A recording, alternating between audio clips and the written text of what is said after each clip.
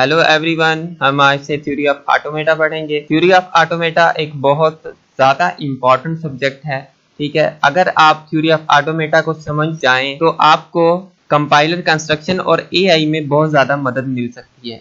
ठीक है, compiler construction के अंदर बहुत ज़्यादा कॉन्सेप्ट आते हैं ऑटोमेटा के, और एआई के अंदर भी कॉन्सेप्ट ऑटोमेटा के यूज होते हैं। काफ़ी लोग सोचते हैं कि ये जो ऑटोमेटा है ये थोड़ा कॉम्प्लेक्स है, इसको समझना मुश्किल है, लेकिन मैं आपको यकीन दिलाता हूँ कि आप इस वीडियो को एंड तक देखिएगा। हम बहुत ही आसान से तरीके में ऑटोमेटा का कॉन्सेप्ट पढ़ेंगे कि ऑटोमेटा है क्या, ठीक है, उसके अंदर हम क्या करते हैं, ताकि हमारा जो बेसिक कॉन्सेप्ट है वो क्लियर हो जाए। अगर हमारा बेसिक कॉन्सेप्ट क्लियर नहीं होगा तो हम आगे मूव नहीं कर पाएंगे। जैसे कहते हैं कि अगर आप अपनी शर्ट के बटन बंद कर रहे हैं, अगर पहला बटन ही गलत बंद कर दिया तो आप दूसरे बटन भी गलत ही बंद करेंगे। इसलिए हमने सबसे पहले फोकस करना है पहले बटन पे, यानी कि बेसिक पे, कि ऑटोमेटा है क्या, इसके अंदर हम पढ़ते क्या हैं। सो अब हम देखते हैं कि थ्योरी ऑफ ऑटोमेटा है क्या। Automata theory is the study of abstract machine. हम ऑटोमेटा के अंदर एब्स्ट्रैक्ट मशीन्स के बारे में पढ़ते हैं। अब एब्स्ट्रैक्ट मशीन्स क्या हैं?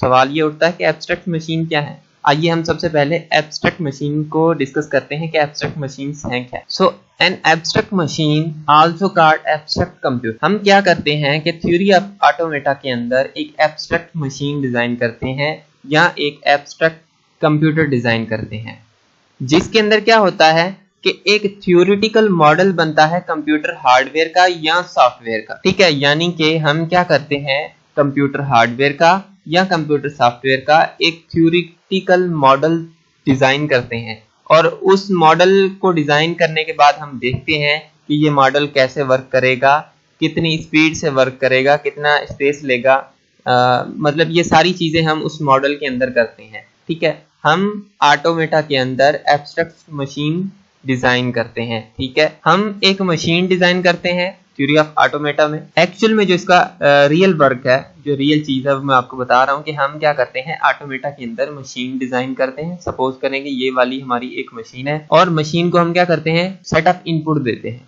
ठीक है, फिर मशीन क्या करती है, थिंक करती है। थिंक का मतलब है कि इसके ऊपर, यानी मशीन के अंदर कुछ रूल्स डिफाइन होते हैं। ठीक है, उन रूल्स को मद्देनजर रखते हुए वो मशीन या तो उस इनपुट को रिजेक्ट कर देती है या उस इनपुट को एक्सेप्ट कर लेती है। ठीक है ना, हम क्या करते हैं, एक मशीन बनाते हैं और जिसको इनपुट देते हैं, और इनपुट कुछ रूल्स के बिहाफ पे मशीन डिसाइड करती है कि इस इनपुट को रिजेक्ट करना है या एक्सेप्ट करना है। ठीक है, यहाँ तक समझ में आ गया। हम आगे बढ़ते हैं। अब ऑटोमेटा एक ग्रीक वर्ड है, ठीक है, जिसकी मीनिंग है सेल्फ एक्टिंग।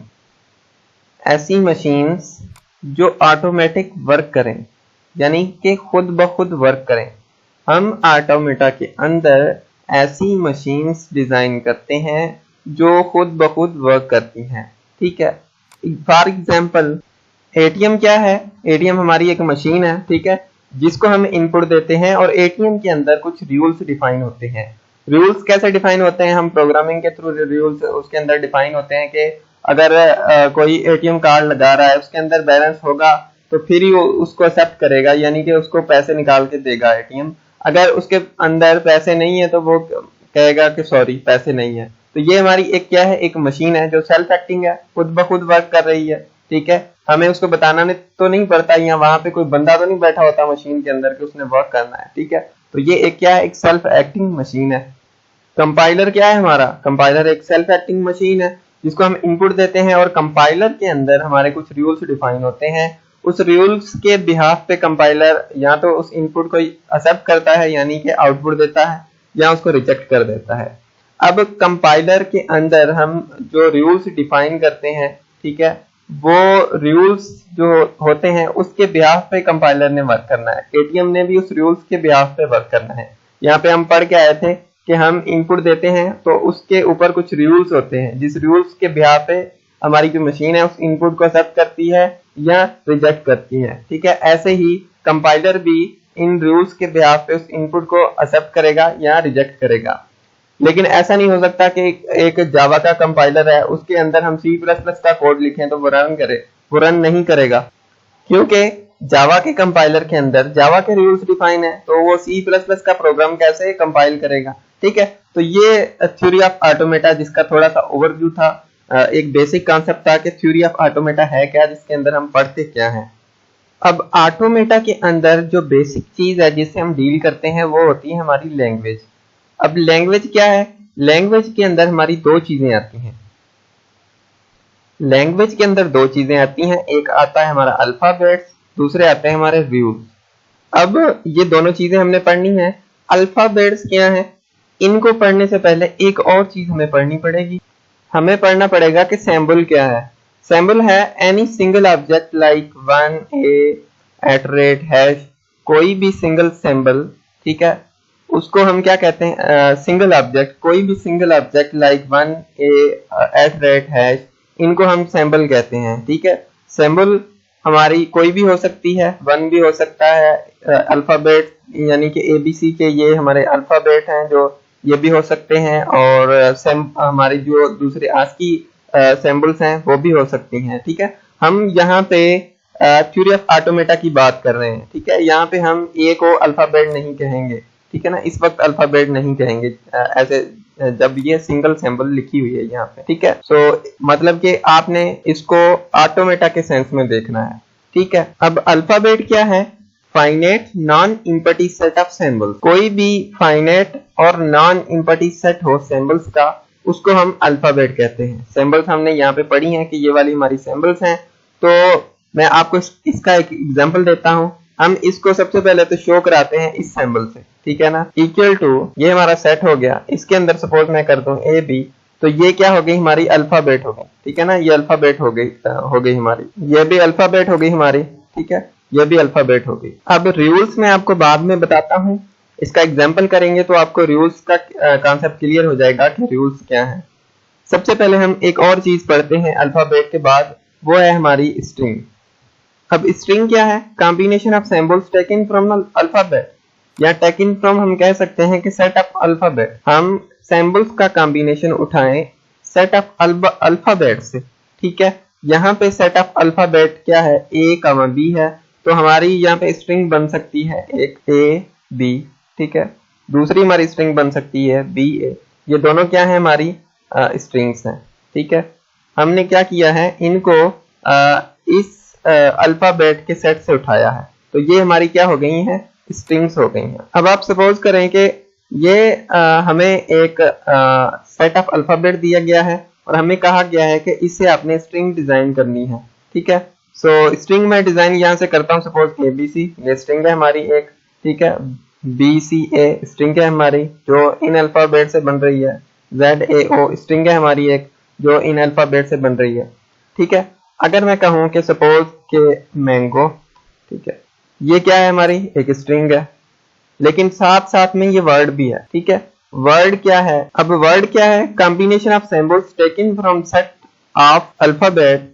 ठीक है, यहाँ पे आएगा ऑफ। ठीक है, set of alphabet which give us meaning. Word वो होता है जो हमें मीनिंग दे, हम सिंबल्स को उठाएं अल्फाबेट के सेट से और वो हमें कुछ मीनिंग दे।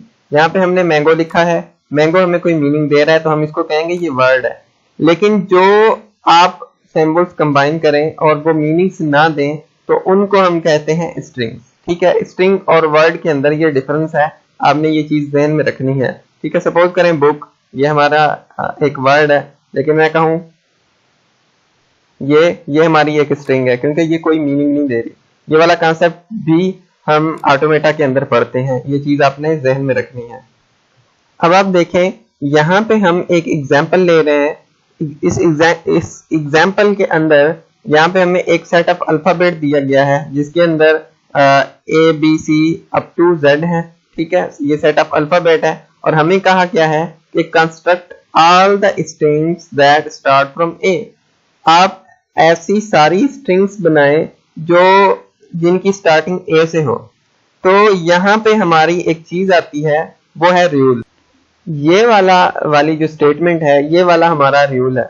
हमें कहा गया है कि आपने ऐसी स्ट्रिंग्स कंस्ट्रक्ट करनी है, बनानी है इस अल्फाबेट से, इस सेट ऑफ अल्फाबेट से जो जिनकी स्टार्टिंग A से हो। तो ये वाला हमारा रूल है। ठीक है, और ये हमारी क्या है, ये हमारा सेट ऑफ अल्फाबेट है। तो रूल्स एंड अल्फाबेट के कॉम्बिनेशन को हम क्या कहते हैं, लैंग्वेज कहते हैं। तो यहाँ पे आपका जो रूल का कॉन्सेप्ट है वो भी क्लियर हो गया होगा। तो अब देखें, ये हमने यहाँ पे स्ट्रिंग्स बनाई हैं इस अल्फाबेट के सेट से अकॉर्डिंग टू दिस रूल। सबसे पहले ए हो गई, ए स्ट्रिंग है हमारी एक, जो ए से जिसकी स्टार्टिंग मतलब सिंगल हमारी सिंबल है, तो स्ट्रिंग कहलाएगी ये, क्योंकि हमने स्ट्रिंग कंस्ट्रक्ट की है, क्योंकि हमने इसको अल्फाबेट से उठाया है। ठीक है, अगर हम सिंगल सिंबल को भी अल्फाबेट से उठाएं वो भी हमारी स्ट्रिंग कहलाएगी। यहाँ पे मैंने कॉम्बिनेशन लिखा हुआ है तो इसको आप चेंज कर सकते हैं। ठीक है, तो ये थोड़ी सी मिस्टेक है, इसको आप दुरुस्त कर दें। उसके बाद double A, then A B, A C, A D and so on. उसके बाद ए बी ए, ठीक है, ऐसे ही ए सी ए सो ऑन। जो भी स्ट्रिंग्स हमारी ए से स्टार्ट होती हैं वो हमने बनानी है। और यहाँ पे हमारी जो स्ट्रिंग्स बनेंगी वो ऐसे समझे इनफाइनाइट बनेगी, क्योंकि ये तो बनती जाएंगी। ठीक है, हमें कहीं पे रुकने का नहीं कहा गया। अकॉर्डिंग टू दिस रूल हमने सेट ऑफ अल्फाबेट को मद्देनजर रखते हुए ये वाली स्ट्रिंग्स कंस्ट्रक्ट की हैं। ठीक है, यहाँ पे एक और हम एग्जांपल कंसीडर कर लेते हैं। ये हमें एक सेट ऑफ अल्फाबेट दिया गया है 1 and 0, और हमने कहा क्या है कि all the strings that and on 0, आप कंस्ट्रक्ट करें ऑल द स्ट्रिंग्स जो 0 पे एंड हो। ठीक है, ये हमारा क्या है, सेट ऑफ अल्फाबेट है और ये हमारा रूल है। तो हम अगर कंस्ट्रक्ट करें स्ट्रिंग्स को तो एंड 0 पे होना चाहिए। तो सबसे पहले तो एक 0 हो गया, उसके बाद 1 0, ठीक है, देन 0 0, देन 0 1 0 0, ठीक है, देन 1 1 0 एंड सो ऑन। यहाँ पे भी हमारी जो स्ट्रिंग्स बनेंगी वो इनफाइनाइट बनेंगी। ठीक है, सो होपफुली आपका इसके अंदर कॉन्सेप्ट क्लियर हो गया होगा। अगर आपको इस इंट्रोडक्शन वाले लेक्चर में कहीं पे कोई कंफ्यूजन हो तो आप मुझे मैसेज कर सकते हैं, कमेंट कर सकते हैं, या आप इस नंबर पे व्हाट्सएप कर सकते हैं। ठीक है, so thank you for watching this video. अगर आपको ये वीडियो अच्छा लगा हो तो मेरे चैनल को जरूर सब्सक्राइब करें, ताकि आपको आइंदा आने वाली वीडियोस की नोटिफिकेशन भी मिलते रहे। So thank you for watching this video.